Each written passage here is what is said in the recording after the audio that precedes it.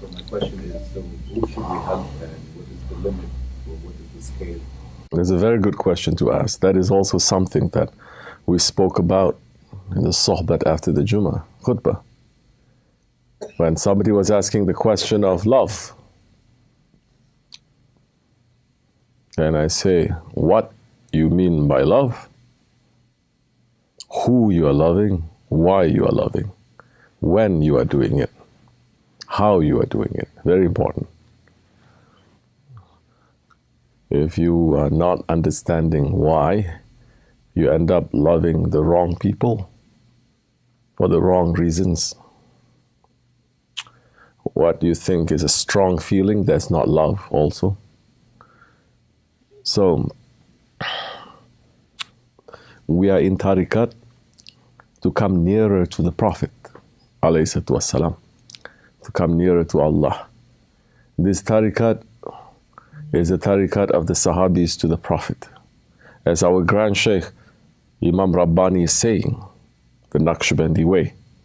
I had a question yesterday, on Thursday, saying why we are not concentrating on mystical things.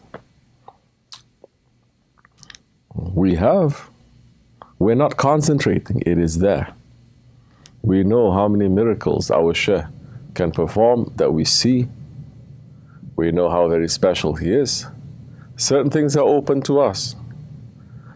But we are not concentrating on that. Why are we not concentrating on that? Because it's the highest tariqat. You see, they say tasawwuf is divided into two. One is the way of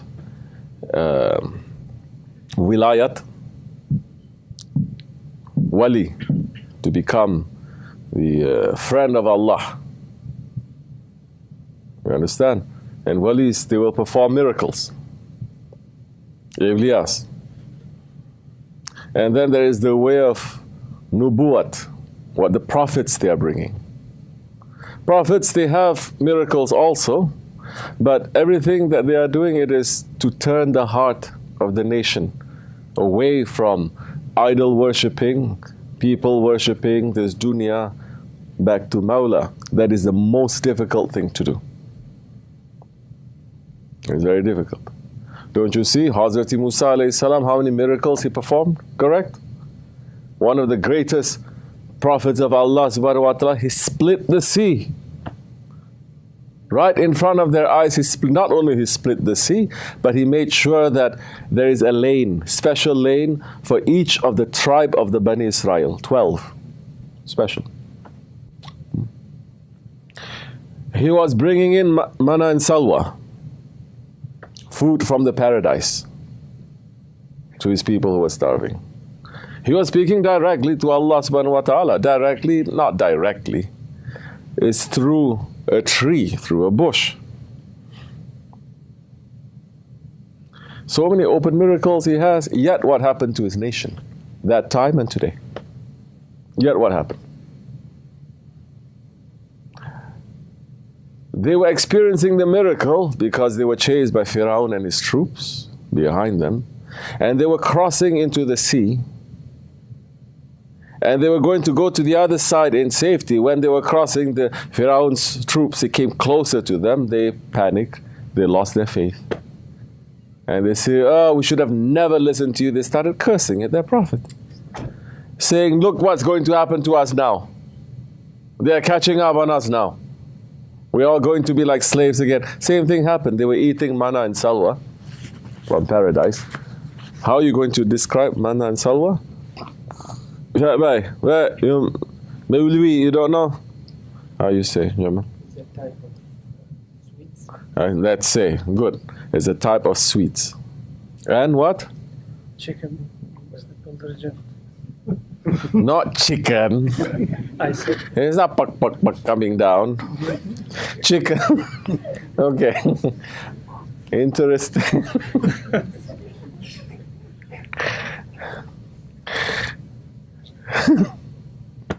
You see? Now the dargah, we are growing that now, Buldarjin. the quail, the small one, quail. How you say quail in Arabic? Salwa. I know. How you say quail in Pakistani? Urdu. Huh? Oh, ho, ho. Yeah, Zindabad. Yeah. They were eating that Allah is sending, and they were like, what, no onions? This is the condition of mankind. Allah delivered them from slavery. Hundreds of years slaves. They were slaves. Give them freedom.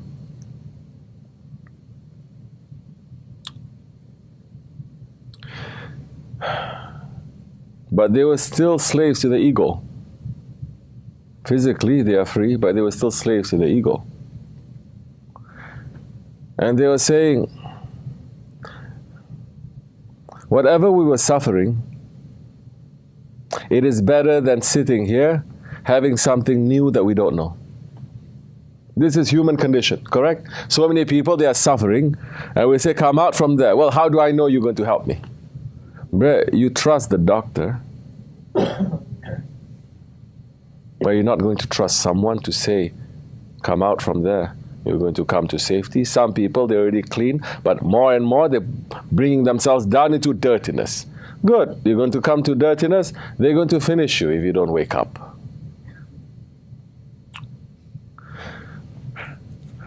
So they're saying, where's the scallions? Where's the lentils? Where's the beans? Where's this? They're looking for food of this, or not only food of the world, because they're eating food of the paradise, they're looking for the food that the slaves were eating.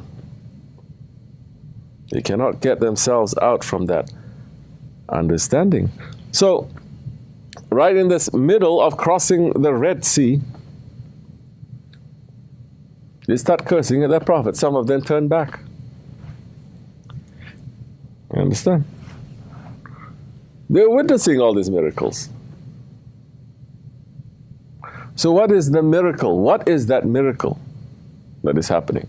That miracle, do you understand how much credit if that miracle, that saint or that prophet has to show to convince people?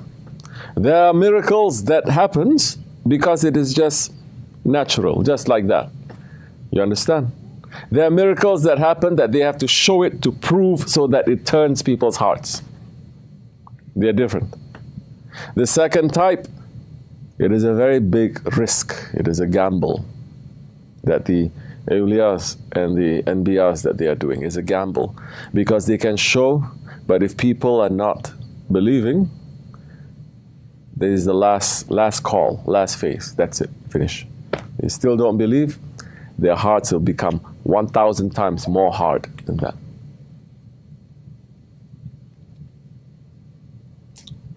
Mystical knowledge. Look what happened to the Bani Israel. Look what happened to the people of the Holy Prophet ﷺ. His uncle came to him, holding something in his hand, put it behind his hand. He came and he says, you're saying that you are a prophet? Tell me what is behind my hand. What is inside my hand? He was hiding it. And the Prophet ﷺ just shaking his head like that. And he says, why don't you turn around, open your hand, and listen to what those rocks in your hand that they are saying. They turn around, that one turn around, open his hands, and the rocks are saying, Ashhadu an la ilaha illallah wa ashhadu anna Muhammadan abduhu wa rasuluhu. What did that one do? Did his heart become turning to follow the Prophet? He dropped the stones. And he says, you are a big magician.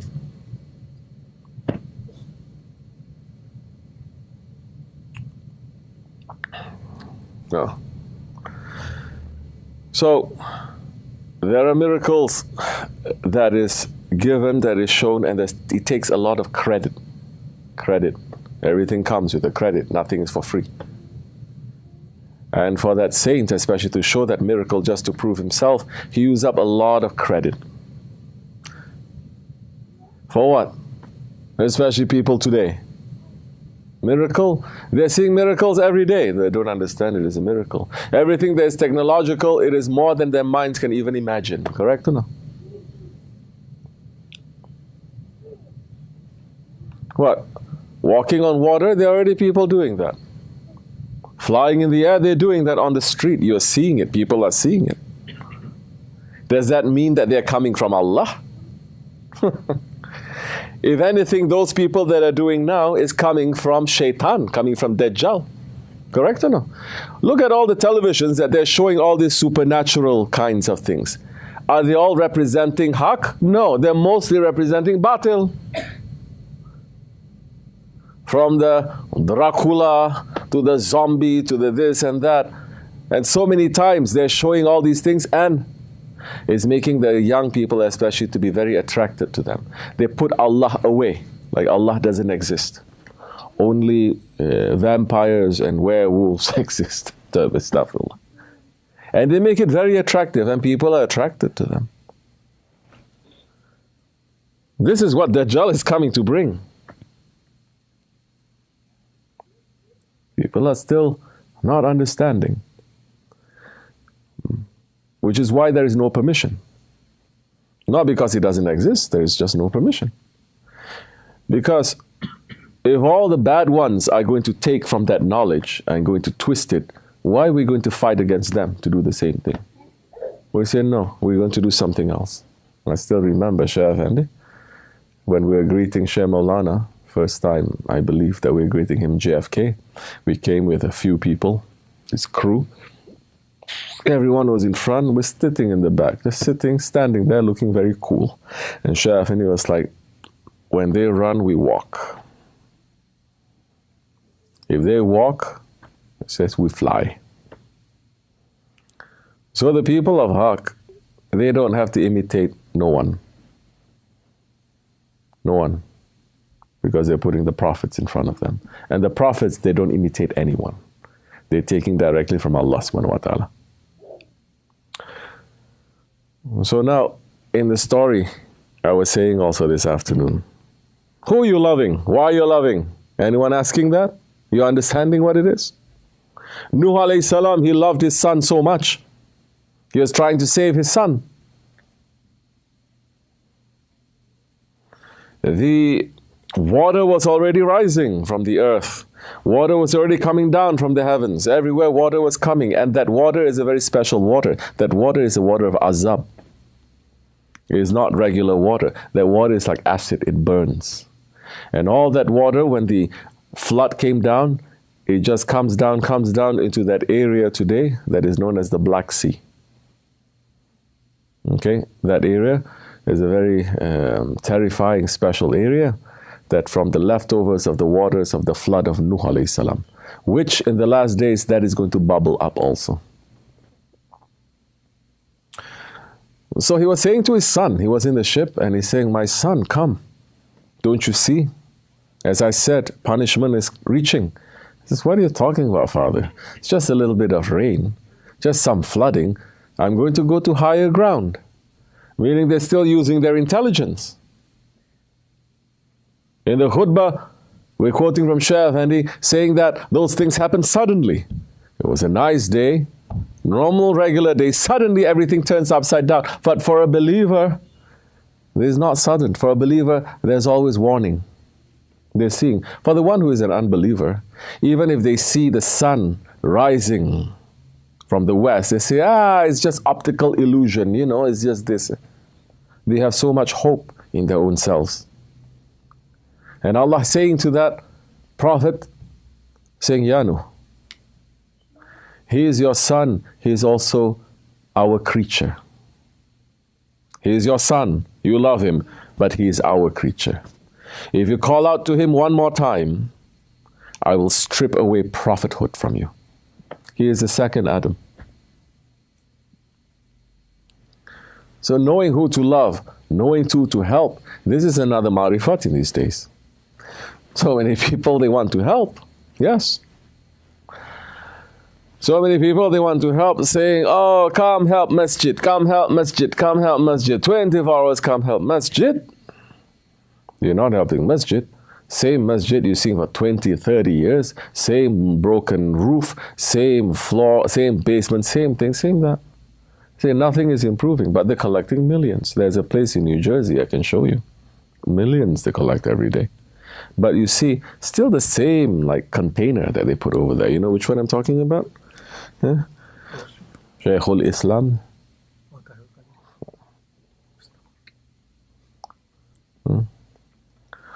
You want to carry the burden? You think I don't know the name? I'm just asking you if you know. We don't mention names.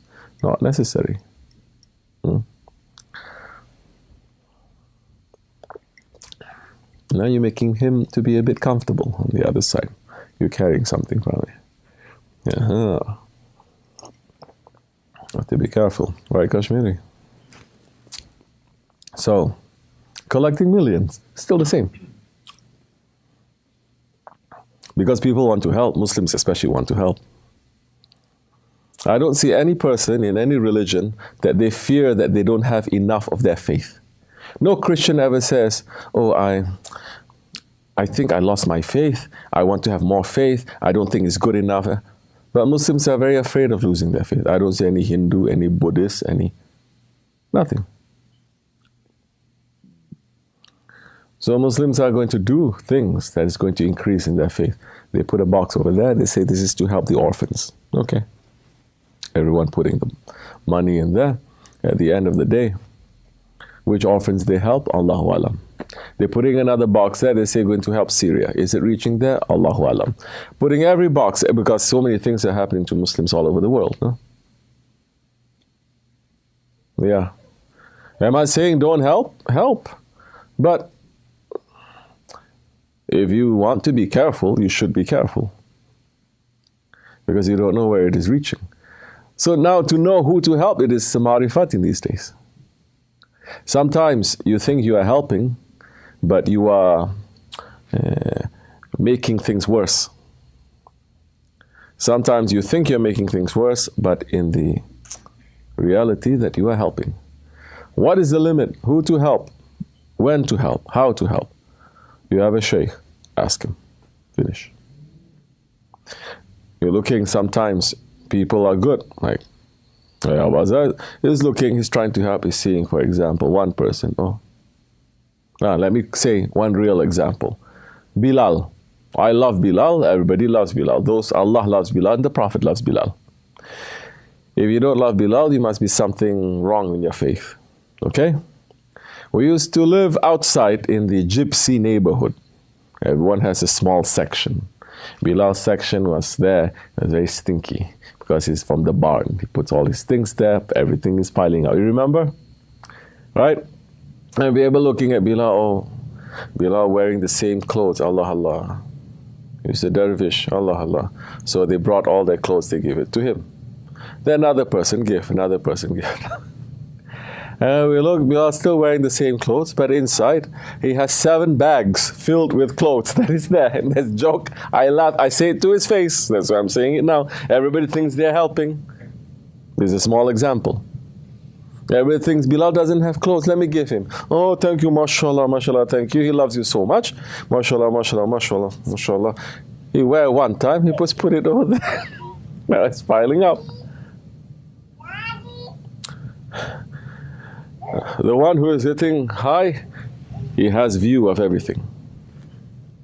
Then he can tell you, that one looks as if he needs help. Not really. That one looks as if he doesn't need help. Go to him. They start directing. They start leading. This is what people in leadership, they must do. People in leadership doesn't mean just because I have that title, just because I'm the oldest, just because I have the most money. No, you're supposed to know how to help. Now it's not enough just helping. You have to know how to help. And you have to be responsible.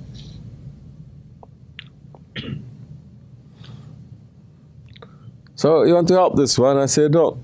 No. Yes, but this one, nothing is going to change too much. This one doesn't want to be helped. There are a lot of people who are like that. They don't want to be helped. Okay? There are some people that they are really in need of help. You say, you come up with an idea. You say, I want to help some people in other countries. I say, Good. Do that.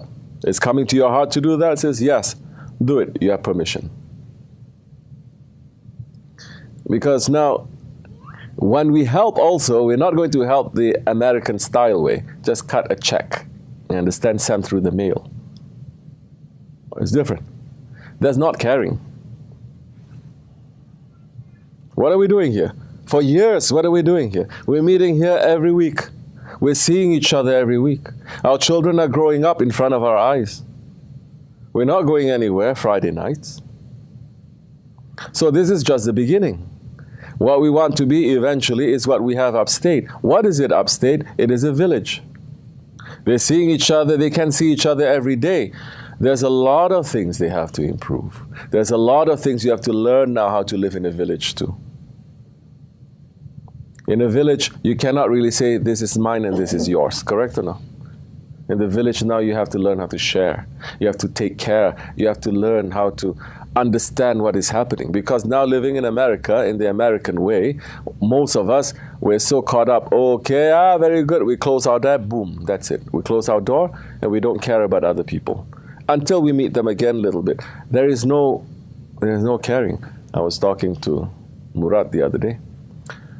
You know, the Bosnian Murat. He went through the Bosnian War that they just did their 25th year anniversary, I believe, a few weeks ago. And he was saying when he first came to America, he was just 16 years old. He didn't know a single word of English. And first they stay in this like apartment complex. He was laughing. He was telling me they used to call it Sadaka City because the people there, they're very poor and people are just giving them sadaqah. He said, but living in there with all those people from Bosnia, he says, it was one of the best times in my life. Because what were they doing? They're living in apartment complexes, but from this flat to the other flat, they were like, oh, what are you doing today? I'm going to cook. Later, come to my house. Okay. They were shouting. They were playing with each other. They were joking. They were visiting each other's houses. They were looking to see what is. And he says there were some Americans living there, those redneck kinds, and they were looking and they were getting so scared. Because these poor people, they are happy, and they are confident, and they like to be with each other. They like to be with each other. There's the thing. This is what a village is. But we lost that because we live in here, and there is no equivalent here. There is no equivalent. Even if you have somewhere in a village somewhere, maybe in America, it's completely different. Because they don't have Islam, they're going to say this is us and this is you. Muslims is different. Muslims, this is us. Oh, you're different? Come, sit down. I don't know you. It doesn't matter. Come, sit down. Correct? Especially in the Ottoman way, in the Turkish way. When I was living in Harlem, we had a small section. There's outside, and there's a patio outside. People walking back and forth. That time I was there, was sitting there. And I had one person, one crazy murid of Shaykh Effendi's. He used to sit outside, he used to see people, greeting them randomly, like that. Because to us as Muslims, it's very normal. If you meet another believer, you don't give salams. What are you, munafiq? You understand? And African people passing by and say, come, sit. And he brought him inside the house, poured tea for them, talked to them 5-10 minutes. Okay, they left. Those kinds of things, to invite a stranger into your house just like that, fresh off the streets like that, in Harlem. You understand? You'll think it's crazy, but it is part of our tradition, which we lost. We may pray 5 times a day. We may do everything good Islamically, but we lost this spirit. Yes, we have this. We're trying to do this once a week. There's not much that we can do. It's something. Do you have any established something upstate?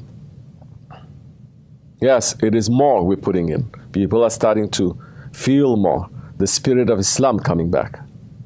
But still, there's many things that we should improve. You're following the Prophet, this is how Prophet lived. You're following the Sahabi Kiram, this is how Sahabi Kiram they're living? No. That's how They can die for each other because they know each other, they trust each other, and they love each other. They love each other although they are not the same. They love each other although they don't really like each other. They love each other although they're very different from each other. They love each other for the sake of Allah. And Allah is saying, those people who love each other only for my sake, not because they are related, not because there's business, not because of anything, only for my sake. It says, on the day of judgment, I will raise them on pillars of light, that even the prophets, they're going to get shocked, thinking that these are prophets. So the zikr and the sohbah and everything, if it is not turning us, our spirit to become like that, it is lacking. You understand? So, when you know your family, when you know your neighbors, you understand and you want to help, and that time you can help properly. When you don't know, but you just feel that you want to help, Shaitan can kidnap that, can hijack that good intention, and you can start doing wrong things. At the same time, you see someone begging on the street, homeless person on the street, asking you for money, give something. Doesn't matter.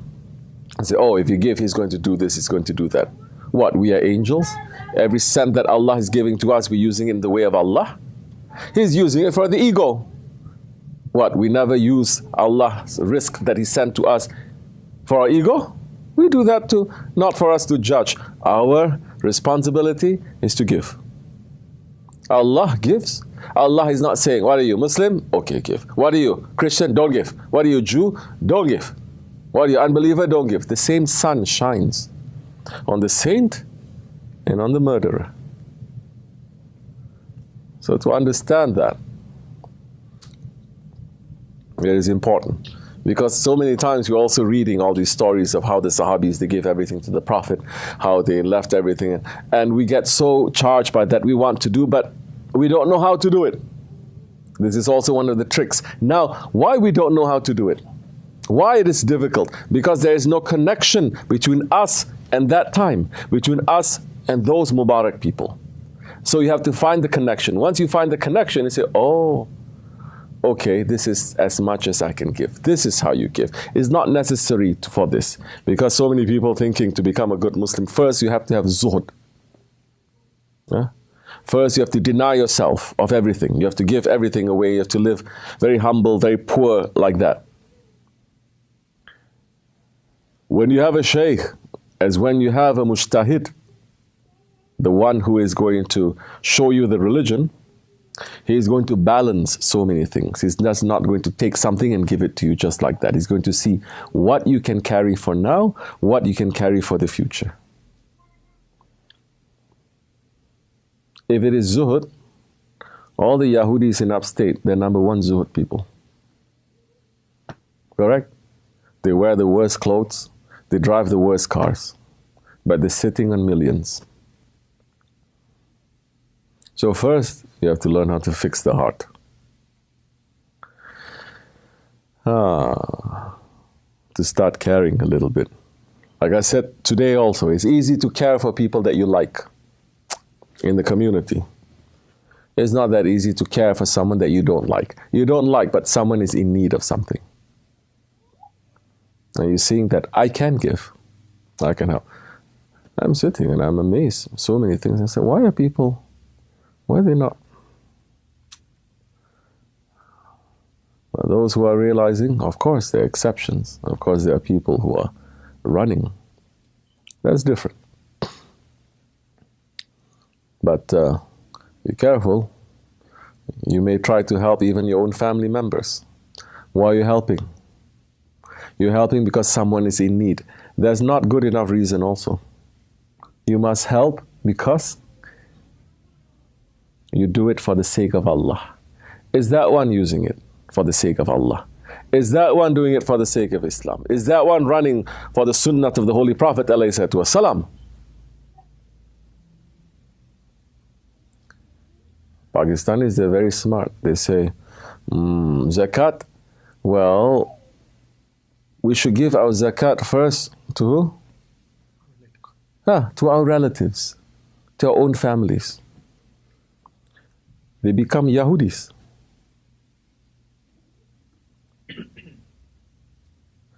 If anything, the zakat and your sadaqah first you should give to who? Those who are not related to you, those who don't have any relations. Who are those?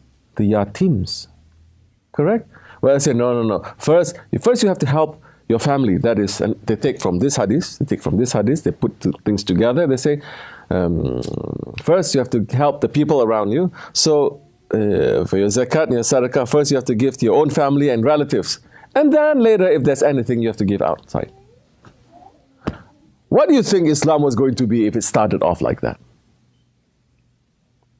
If anything, the Sahaba Kiram, they were not giving to their families. Although their families need it, they don't give to their families, they give to outside. This is the sunnah of Hazrat Abu Bakr Siddiq, that the whole Hanafi mazhab is following that way, specifically also. They say, my family needs it. No. If I give it to my family, I'm showing favoritism. This is how Islam was. This is what Ahlul Bayt is. They say, no, Allah will give. Our responsibility is not to help each other, but to help the Ummah. This is the character of Ahlul Bayt. This is the character of Hazrat Abu Bakr Siddiq. And all those other ones, they say their own children, their own wives, they are starving, but they give to other people. You see? Very weird, right? These days they turn everything upside down like that. So some, they have very good intentions, they want to help. Then pretty soon they discover, I'm trying to help. People say, for example, they're trying to build a masjid. I say, oh, very good. Some people, they want to help. And then later they discover, say, oh, who is it? These ones. What are they standing for? What is their intention? What is their motivation? What is their drive? What is their mission? You're saying it is falling short of what they say it is. So many times it happens like that. And Muslims, yes, Muslims are generous. They want to give. Why is Muslims generous? Because it is part of our faith. So I'm saying I want to help my family members. They're saying there's no barakat that is coming. Because everything that you do for the sake of Allah, especially in terms of charity, 7 times to 70 times to 700,000 times it will give back to you. But be very careful. All these things, they have conditions also. The one who gives and say, I gave you. The one who gives and say, remember, last year, I gave you. The one who does that, not too much. What the right hand gives, the left hand must not know. We lost all these traditions. This is the spirit of Islam. We have the shell. Now it is very common in masjids, just like Christians.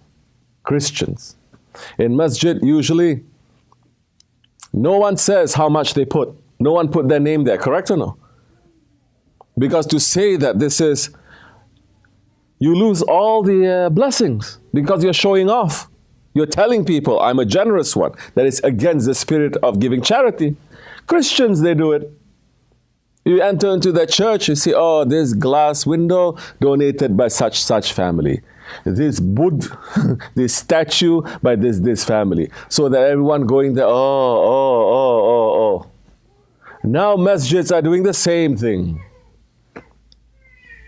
Following traditions of Christians. Same thing. Why? Why are you showing to people?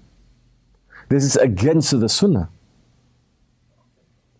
I remember when I was young, I don't know, maybe when I was young, they give us some piece of paper and they say, we are going to collect some money, people saying this is for orphan something, and then they're going to write their names, and then they're going to give 50 cents, 25 cents, something. They give their name there. I used to go there, people are collecting and giving there, writing how much they give.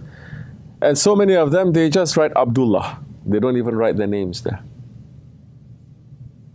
This is a very delicate point when it comes to risk and blessings that's coming from Allah.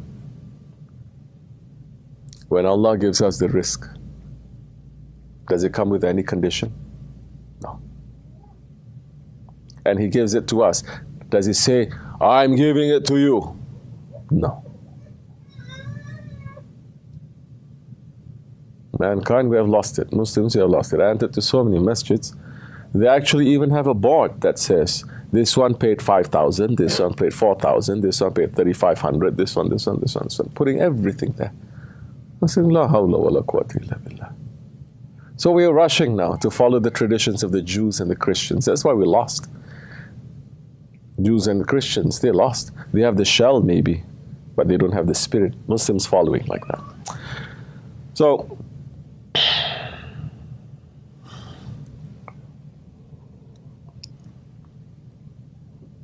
important to have a guide. To be good, you must have a guide. If you want to be good, you don't have a guide, you will go bad very quickly. Because every time you want to move one step in the way of Allah, there are 70 shaitans in front of you, waiting to sabotage you. In the way of Allah, to do something good, shaitans are waiting for you.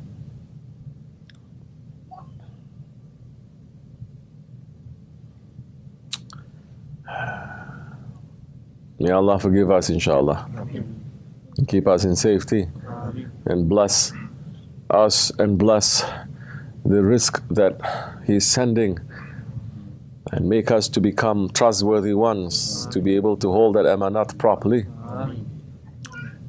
and to be able to give it properly, not to let it to sit in our hearts, inshallah, and not to let it to become something that is going to bother us in the way of worship.